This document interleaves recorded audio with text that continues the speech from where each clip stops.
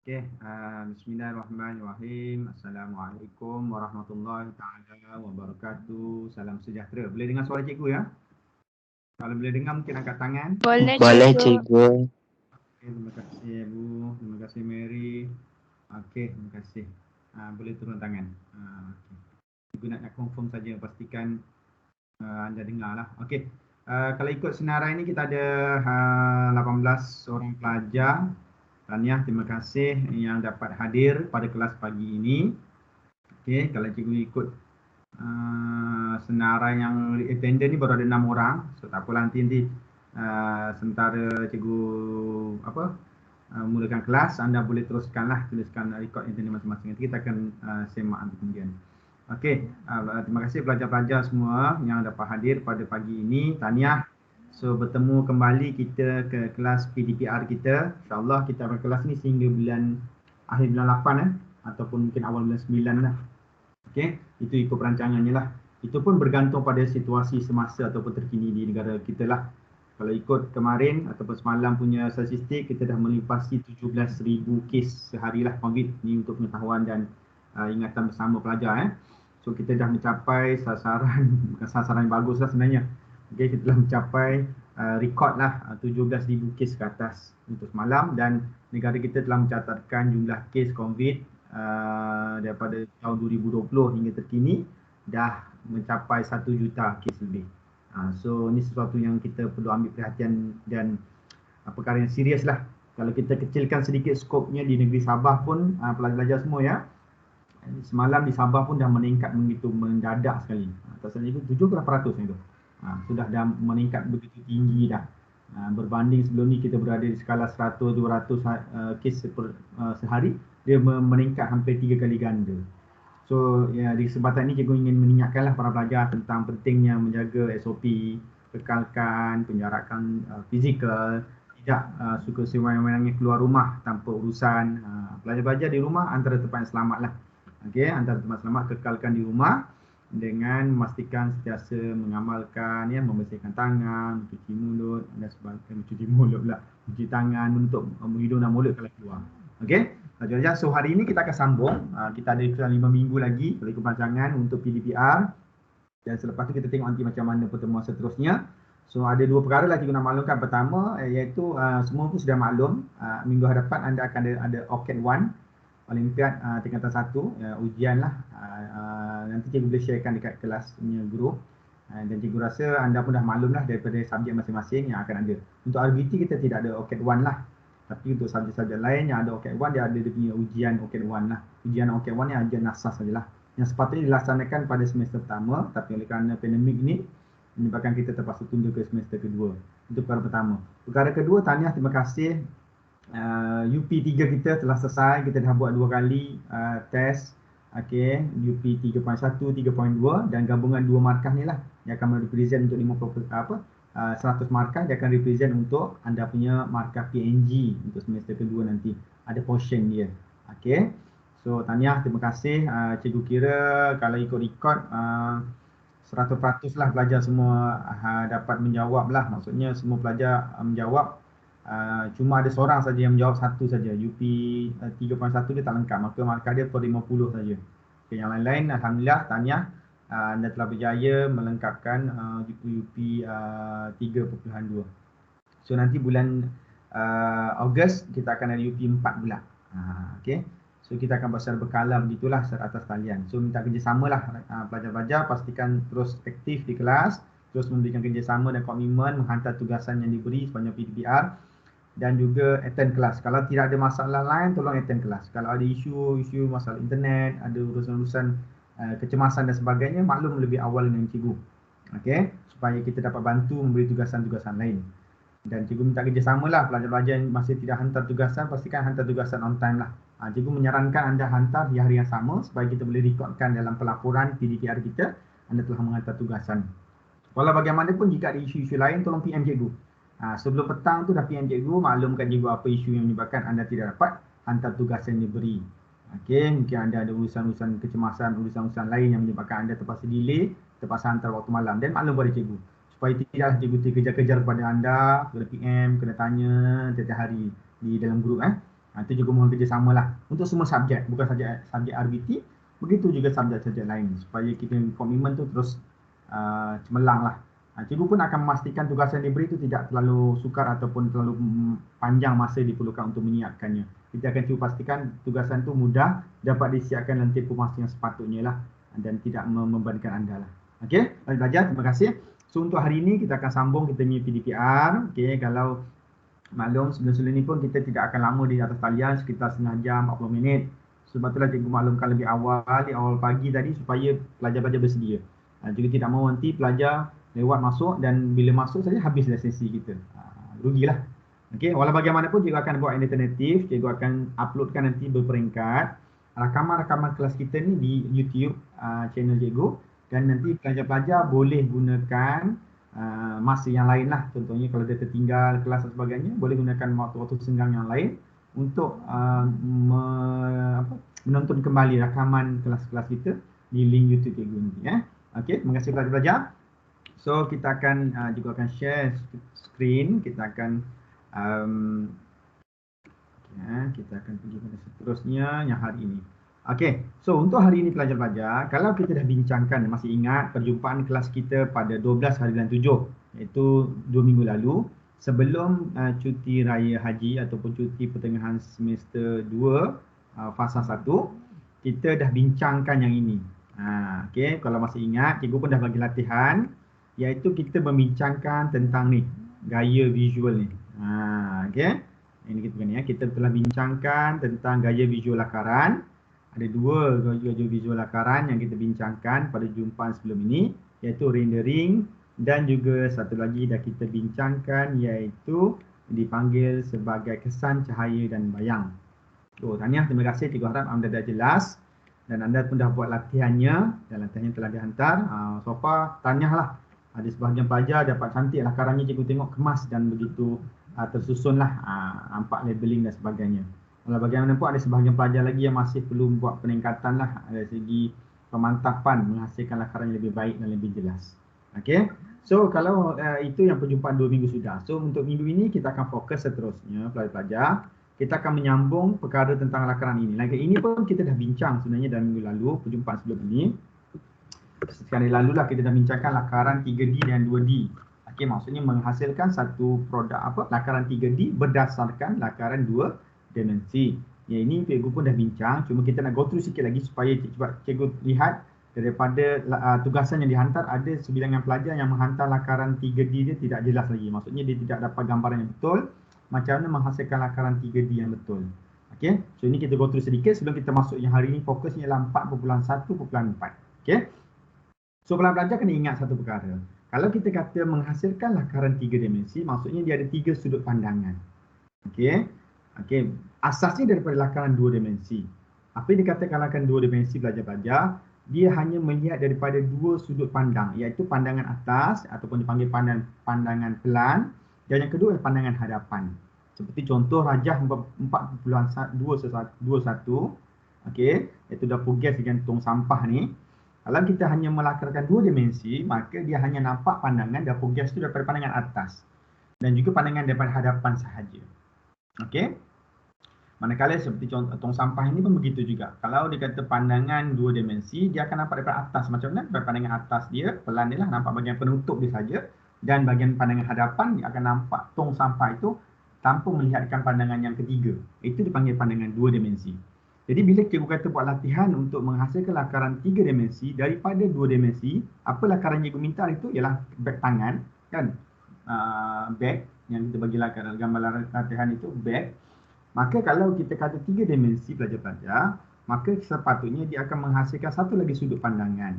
Okey, iaitu dia ada ni. Kalau tadi pelan, atas, hadapan, maka dia akan jadi 3. Panjang, lebar, tinggi. Okey. So kalau kita boleh bandingkan dan bezakan, kita tengok contoh rajah 4.21 dengan 4.22. Apa beza dia pelajar-pelajar? Kalau 2 dimensi, nampak secara seolah-olah objek itu tidak wujud atau tidak hidup. Tetapi bila dikata pandangan 3 dimensi, kita boleh nampak seolah objek itu wujud seperti produk sebenar. Okay? Dia ada sudut pandangan atas dia, pandangan hadapan dan juga pandangan sisi dia ni. Sebab tu dia kata panjang, lebar dan tinggi. Okey, dia ada sisi dia. Begitu juga dengan tong sampah ini.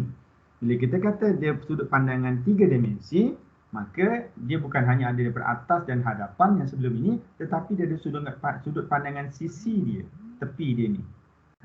Okey, so maka itulah baru dipanggil sebagai objek 3 dimensi, 3D.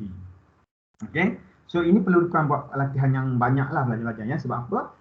Lepas ini kita akan belajar aplikasi-aplikasi teknologi. Kita ada 2 lagi bab aplikasi teknologi yang akan diselesaikan dalam tingkatan 1 ini, iaitu satu vertigasi, yang kedua ialah fashion. Maka nanti bila anda menghasilkan idea lakaran produk anda di bab fashion ataupun vertigasi, of course anda kena melakarkan idea produk. So bila idea produk, kita minta anda menghasilkan dalam bentuk 3 dimensi.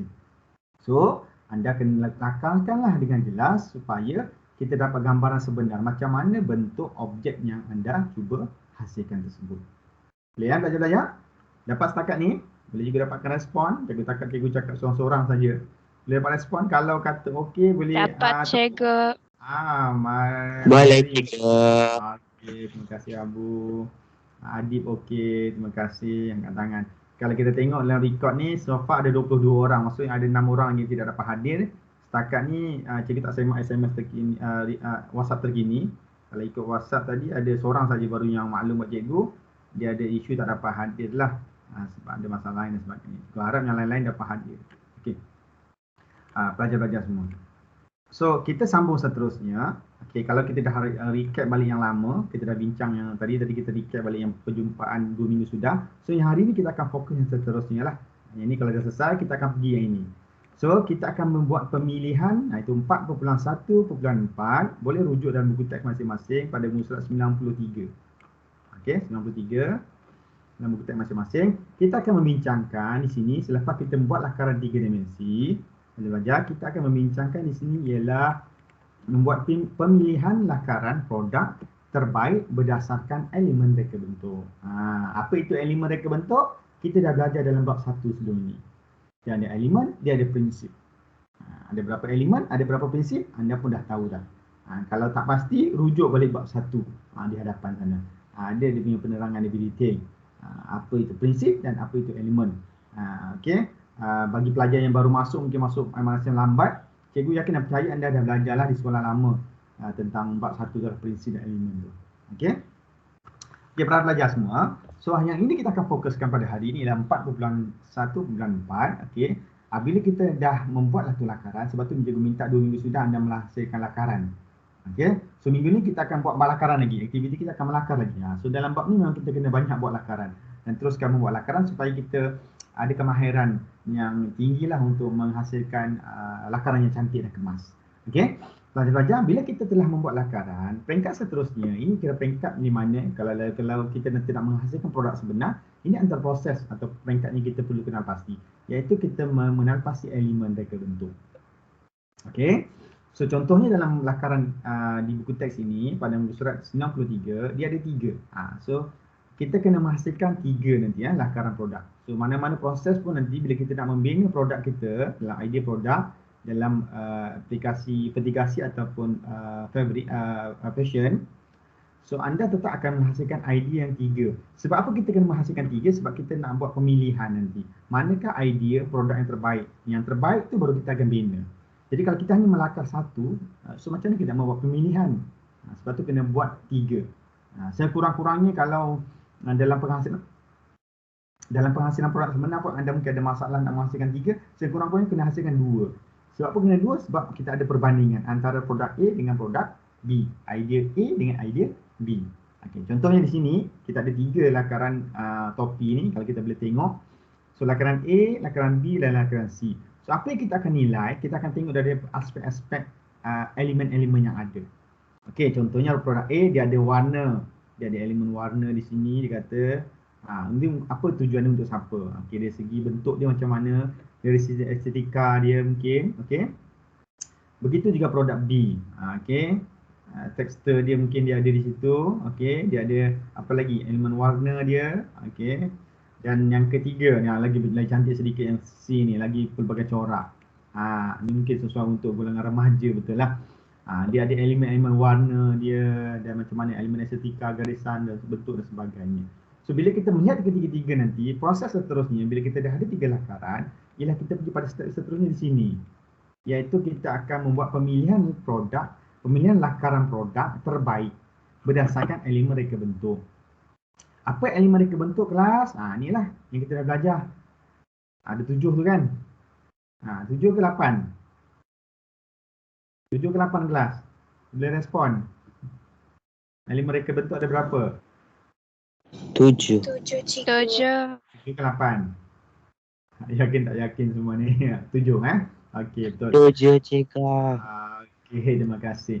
So, kalau dari situ, kita akan menilai lah elemen tersebut. Okey, contoh tadi produk A, produk B, produk C. Nanti anda akan buat aktiviti buat latihan ini nanti. Anda akan buat nilai. Okey, maka kita akan melihat elemen. Ada berapa elemen? Di sini dia ada 6 saja yang diminta dianalisis lah. Okey, yang paling asas lah mungkin yang ni. Okey, iaitu garisan. So macam ni garisan, kita akan tengoklah garisan ni macam mana dekat produk A, produk B dan produk C. Okey, begitu dengan bentuk. Bentuk dia macam mana? Bentuk lakaran tersebut lah merujuk pada topi tadi. Bentuk dia macam mana? Tekstur dia macam mana? So anda kena pastilah. Okey, saiz dia macam mana? Warna dia macam mana? Ruang. Okey. So ini yang dinilai lah. Okey, dalam jadual dicadangkan dalam penilaian ada 6 perkara. Okey, ada 6 perkara yang dinilai dan kita akan buat penilaian nanti menentukan sama ada produk mana yang akan dipilih. So macam mana kita menentukan pemilihan dia mesti berdasarkan analisis faktor elemen inilah. So elemen yang paling banyak dipenuhi atau paling terbaik itu yang akan dipilih. Itu peringkatnya. So itu perbandingan awal lah. Tetapi kalau kita pergi lebih detail lagi dalam subtopik ini, dia akan mengajar kita hanya bukan memilih berdasarkan yang cantik saja ataupun berdasarkan kita rasa cantik, tetapi dia ada kriteria-kriteria pemilihan. So ini kita akan sentuh nanti. Kita ada 5 perkara ni. So maksudnya dalam pemilihan kita menentukan mana satu lakaran yang terbaik daripada yang kita pilih, daripada yang kita bina, kita mesti ada kriteria yang ini, ada 5 ni. So kita kena tentukan berdasarkan kehendak pelanggan. Ingat pelajar-pelajar kita dah belajar dalam bab 2, bab 3 iaitu projek brief tentang menghasilkan produk. Asasnya bila kita membina ataupun menghasilkan produk, kita nak bahawa kita punya pengguna ataupun customer kita yang punya permintaan tu dipenuhi. Bukan apa yang kita perlu atau kita nak bina, tetapi berdasarkan apa permintaan pengguna. Maka sebab tu dia ada perbincangan dalam projek brief tu, kita bentangkan hasil kerja kita atau hasil kita punya idea kepada pelanggan kita. Sebab kita nak membina produk yang diperlukan oleh pengguna atau pelanggan kita. Okey.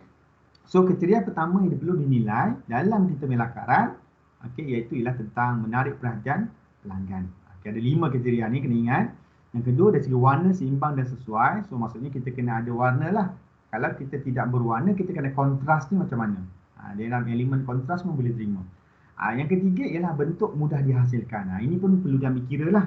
Sebab bila kita nak menghasilkan kita punya produk nanti, kita kena tengok keperluan dan kepakaran yang kita ada supaya kalau kita bina tidak terlalu complicated atau tidak menyusahkan kita. Yes, kita nak memenuhi perhatian pelanggan, memenuhi kehendak dia, tetapi kita tidak boleh lari daripada produk itu pula mudah dihasilkan. Yang keempat mempunyai nilai estetika. Macam mana nilai estetika tu sebenarnya plus kita rujuk balik nilai estetika. Dia mesti ada nilai-nilai tersendiri atau nilai-nilai unik. Itu dipanggil sebagai nilai-nilai estetika.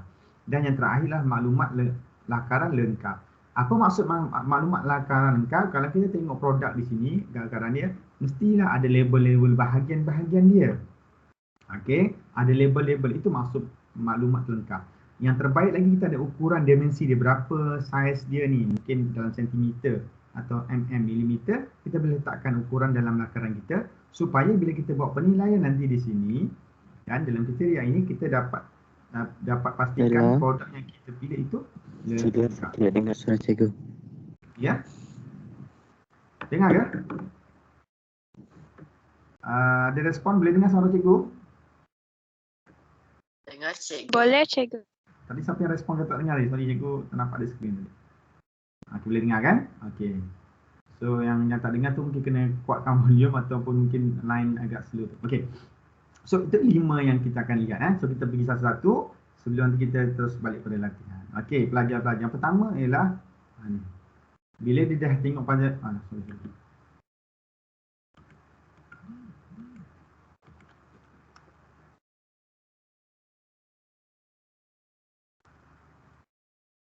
Okey.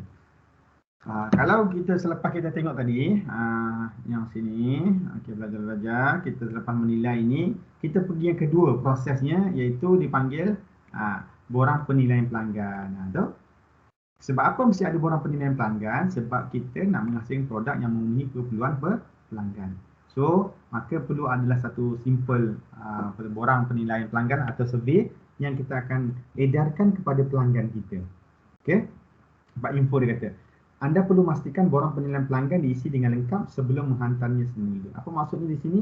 Kita nak pelanggan isi dengan lengkap. Okey.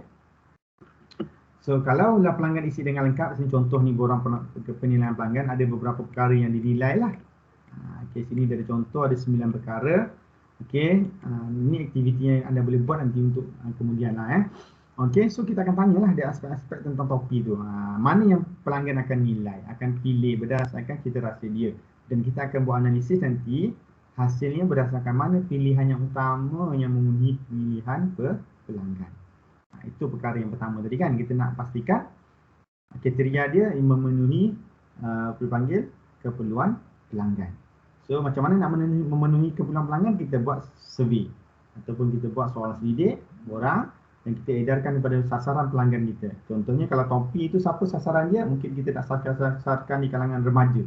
So remaja lah kita akan ambil sampel beberapa orang dan dia akan diedarkan borang ni dan dia akan menanda berdasarkan lakaran yang kita dah lakarkan, kita lampirkan dan dia akan tengok mana pilihan dia, A, B ataupun topi C.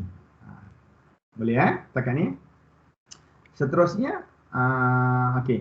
Bila kita nak tengok ni, pelajar-pelajar sebenarnya di sini 90 ni tambahan. Selepas nanti proses seterusnya, okey, kita dah hasilkan tadi kita punya borang tadi, sebab kita dah dapat feedback daripada pelanggan kita, barulah kita akan membuat ni penilaian maklumat yang ada pada lakaran yang dipilih. Maksudnya kita dah tentukan tadi. Okey, yang ni 4.15 okey. Maksudnya daripada lakaran sini ke atas yang kita buat tadi, kita dah analisis sendiri berdasarkan jadual. Kemudian kita dah buat yang kedua, iaitu kita dah minta pelanggan kita. Ni, kita buat daripada bawah soal selidik ni, kita dah minta pelanggan kita membuat analisis. Maksudnya dia akan menilailah buat pilihan, mana pilihan dia, pilihan topi A, B atau C. Kemudian barulah langkah seterusnya kita akan buat apa? Kita akan menilai maklumat yang ada pada lakaran yang dipilih. Yang dipilih maksudnya daripada 3 lakaran topi A, topi B dan topi C, mana yang dipilih? Contohnya dipilih topi A, maka step seterusnya barulah kita akan menilai maklumat yang ada pada lakaran yang dipilih. Okey, yang dipilih tadi berdasarkan apa? Berdasarkan perkara pertama, iaitu pemilihan pelanggan. Okey, setakat ni boleh dapat? Jelas? Jelas, cikgu. Jelas, cikgu. 17 orang. Jelas, cikgu. Okey, 21 orang. Seorang dah keluar. Okey. Kalau jelas, cikgu. Kita kira simple sajalah arahannya. Kita pun lebih beraktiviti lepas ni. Maksudnya macam cikgu kata tadi, setengah jam. So almost setengah jam dah. 3 penerangan. Kita akan buat aktiviti simple saja. Maksudnya anda akan lakarkan nanti produk. Okay. Cuma sebelum nak lakarkan aktiviti, cikgu nak share sedikit lah. Aktivitinya nanti anda akan lakarkan berkesinambungan sebenarnya bab yang sebelum ini. Okay. So kita nak anda melakarkan pelitup muka fabrik bercorak. Okay. Ini dia idea yang lepas lah. Kita kembangkan balik semula untuk projek ini. Okay. So cikgu minta nanti anda, okay, anda boleh search dekat Google, banyak sebenarnya pelitup muka ni. Sebab apa kita ambil tema pelitup muka ni? Sebab since PKP ni, since COVID ni, pandemik ni, pelitup muka antara apa dipanggil keperluan sudah dan ditrendkan sekarang. Dia jadi trending. Orang memakai dengan pelbagai corak, pelbagai bentuk. So kita nak you adapt dengan situasi itu dan you come out dengan your own idea macam mana untuk menghasilkan pelitup muka yang lebih baik atau bercorak. So dia punya tugasannya lah anda akan menghasilkan satu pelitup muka. Okey, lakaran pelitup muka fabrik bercorak. Sebab apa dia kata fabrik? Yang bercorak ni fabrik saja boleh buat. Kalau kita buat yang pelitup muka sedia ada di pasaran yang sekarang kita pakai tu, tak boleh buat bercorak. Okey, dia hanya dia printed by color warna yang berbeza, hitam, kuning, biru, merah kan. Okey, tapi yang fabric yes boleh bercorak. Okey, sebab yang fabric ni dia boleh berbuat daripada material fabric yang berbeza, maka dia ada pelbagai corak. Ini contoh satu. Kalau sebelum ni tugasan ni anda pernah buat, tapi bila cikgu tengok pelajar melakar, dia hanya lakar pelitup muka tapi tidak nampak corak dia. Tak ada nampak corak pun. So kita nak biar bila anda hasilkan dia lakaran nanti, lakaran tu biar nampak corak dia. Ini contoh yang lain pula. Okay, anda boleh search kat Google, cari contoh-contoh ni. Ni pelbagai corak. So bila kita pelbagai corak ni mungkin tema untuk kanak-kanak. Kan dia ada tema, dia pelbagai, contohnya Spiderman, Doraemon dan sebagainya ni kan. Okay. So boleh, tidak ada masalah, hanya bercorak kan. Dia variasikan dengan pelbagai corak. So itu langkah pertama. Langkah kedua, selepas kita melakar, kalau dalam buku teks rujukannya di sinilah ya. Macam mana nak buat, anda rujuk sini buku teks. Kalau buku teks 193 dia lakarkan topi. Sekarang cikgu nak anda lakarkan pelitup muka. Anda lakarkan produk A, produk B dan produk C. Macam ada 3 idea pelitup muka fabric yang bercorak. Kemudian dari situ anda buat jadual ini. Okey, jadual analisis elemen lakaran produk. Produk A, produk B, produk C, nyatakan elemen dia dan anda analisiskan dia dalam bentuk jadual. Yang lakaran ni tak payah lukis sekali kedua lah. Cukup anda lukis di atas 3 lakaran, kemudian di bawah ni buat satu jadual. Produk A, produk B, produk C, atau pelitup muka A, pelitup muka B, pelitup muka C. Okey. Itu saja setakat tu. Cikgu tidak mahu anda buat, tak perlu buat sampai yang ni lah. Borang soal sendiri ni kita tak minta buat. Kita nak hanya analisis di peringkat dalaman anda saja. Ini peringkat yang seterusnya nanti kalau kita akan bincangkan, baru kita minta anda hasilkan kepada responden ataupun kepada pelanggan anda. Okey, untuk hari ini aktiviti, 2 benda saja anda kena buat. Pertama, anda lakarkan anda punya pelitup muka fabric bercorak A, B dan C. Kemudian anda buat satu jadual analisis seperti jadual 4.1 pada muka 93. 93 ke 94? 94. Pada muka 94. Okey? Itu saja. Jadi soalannya sekarang, perlukah berkala cikgu? Sebelum anda tanya, maka bergantung pada kebijaksanaan ataupun kreativiti masing-masing. Kalau anda rasa anda nak buat lakaran yang bercorak tu, coraknya dikalakan dengan pelbagai warna, it's up to you. Kalau you ada kemudahan itu dan ada color, saya juga tidak ada masalah. Tapi kalau anda tidak ada color ataupun ada isu tentang alatan tak cukup, anda boleh buat corak tapi tambah color. Tapi anda kena labelkan lah. Corak tu mungkin berwarna apa, corak bintang ke corak apa, tapi anda labelkan warna-warna. Maksudnya ada maklumat di dalam anda punya lakaran dengan lengkap. Itu pun boleh memadai. So ada 2 option Kalau ada kemudahan untuk color, yes, proceed.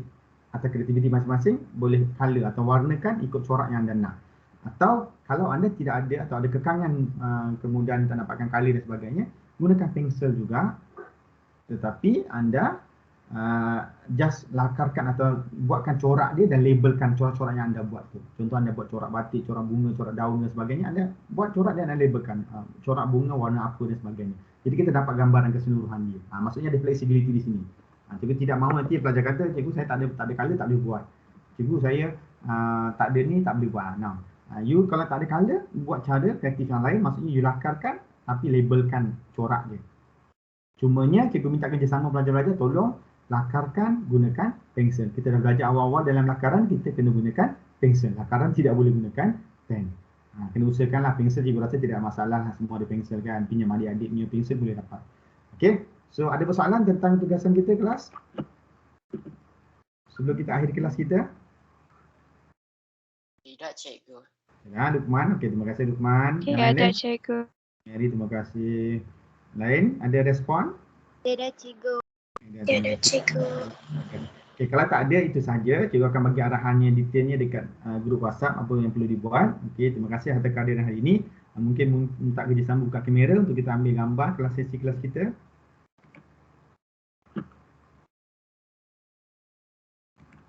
Boleh bukakan kamera masing-masing. Abu Bakar, sihat Abu? Lama tak nampak muka Abu. Sehat juga. Sihat, okey. Kita buat together mode lah, nampak semua. Okey. Mary ada semua. Okey. Semua ada kan? Wah, okey. Yang lain mana? Cikgu nampak macam Abu lebih sihat lah. Kerana di rumah makan dan tidur dengan selesa ke? Okey, yang lain-lain minta buka video sebelum kita akhiri kelas kita. Yang belum buka lagi minta tolong buka.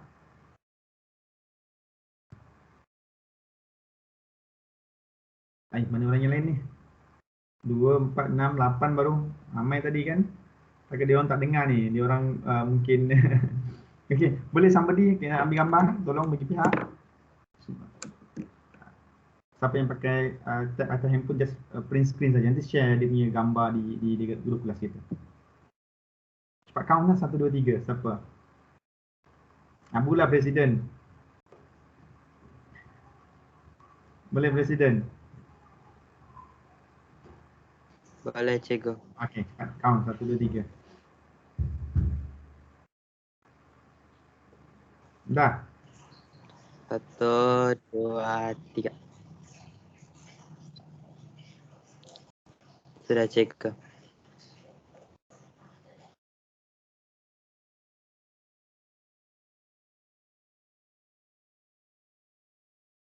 So itu saja untuk hari ini. So boleh teruskan tugasan buat lakaran So itu saja. Terima kasih kelas. Terima kasih, cikgu. Terima kasih, cikgu.